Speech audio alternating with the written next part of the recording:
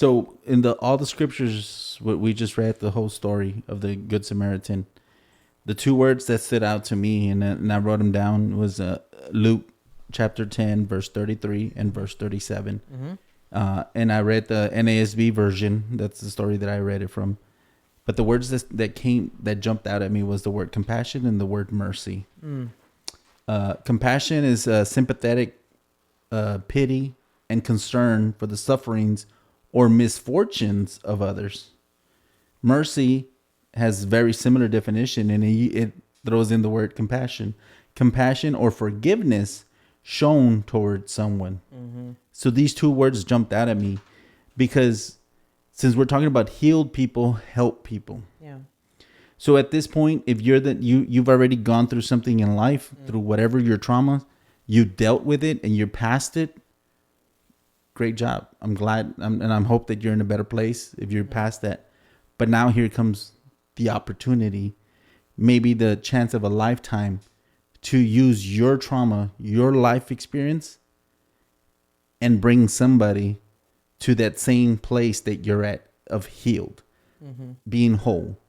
Yeah. We, with our ministry here, Faith Connections, that's simply what we're trying to do, is connect people to the faith and try to get them into that relationship with Jesus Christ, because we know that he's the Lord of Lords, the King of Kings, He's a healer, provider, the chief physician, counselor, provider. He's everything, right? So therefore, if you're lacking, he's going to give it to you. If you're thirsty, he's going to fill your cup. If you're hungry, he's going to feed you. He's the bread of life. So the point that I'm making here is that now that you had trauma in your life, you dealt with it, you're in a better place, you're healed. So healed people help people. Here's an opportunity. This man, the Good Samaritan, I mean, we don't know if he was rich or not or what, but nonetheless, he gave, it says 2 denarii. And I was reading that 2 denarii was at least, that's like, I don't know how many days of wages, but it can cover up to 2 months of food. And at this point, he just tells them, he hands over this person, the victim that was just robbed, and hands him over to somebody and says, hey, the innkeeper, and tells him, hey, take care of him. Here's 2 denarii, and that should cover you for 2 months. Yeah. So he showed compassion, and those 2 words jumped out at me, compassion and mercy, because now here's an opportunity that you could potentially have, is to help somebody to get to that place of healing. Yeah. And use your life story, your trauma, and walk them through so they can get to that point of heal. So that way you're no longer the victim, but the victor. Right? Yes.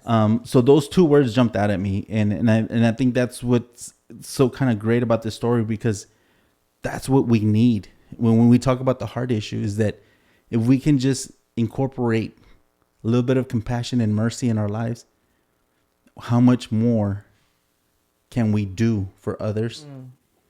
And of course, we know the big word, it comes out here, is love. You start showing loving on people, right? Our pastor is very big on that, to love on people, not just by words, but with actions.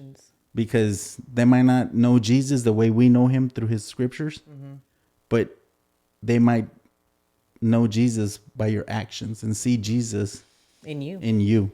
And that's what we simply try to do in life, right? But compassion and mercy, those 2 words jumped out at me. And it's, once again, it's only 7 verses in this story, but it's jam-packed with a lot of fruit, with a lot of substance here. Yeah. But with the Samaritan playing the positive role and a priest and Levite in a negative roles, Jesus' parable would have been shocking.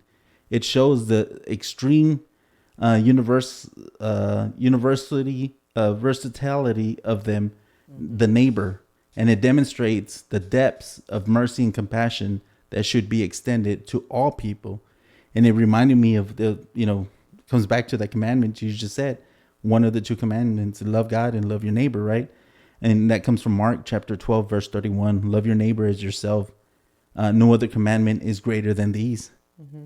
So we have to love ourselves And I don't mean it in a pompous kind of way, but I mean that when you have love for yourself, you're content, you're happy where you're at in your life.